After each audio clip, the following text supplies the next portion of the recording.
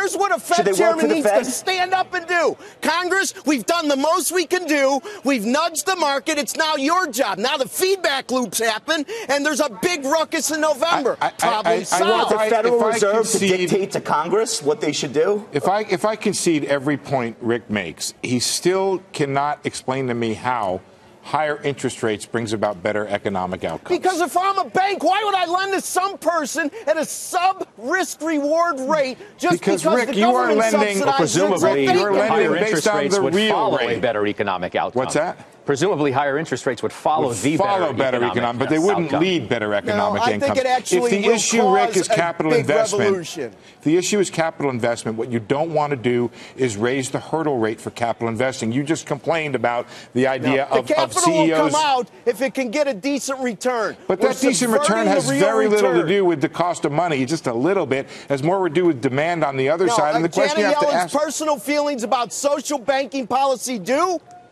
The question you want to ask yourself, Rick, is whether or not... That's the question I'm asking. That's the one I want to answer. Precisely, Rick. That is what the Fed has under Bernanke and almost under every Fed chair. 100 years ago. What should it do, Rick? They weren't created to be a feel-good institution. Should it run policy for you and the traders down there in Chicago? Is that the correct purpose of policy? The traders in Chicago never contributed 1 penny to the credit crisis. Not 1 penny. I'm not sure what that... Not 1 penny. I'm not sure how that has anything to do with what I just said, but it sounds good and everybody applauded you. This is the model.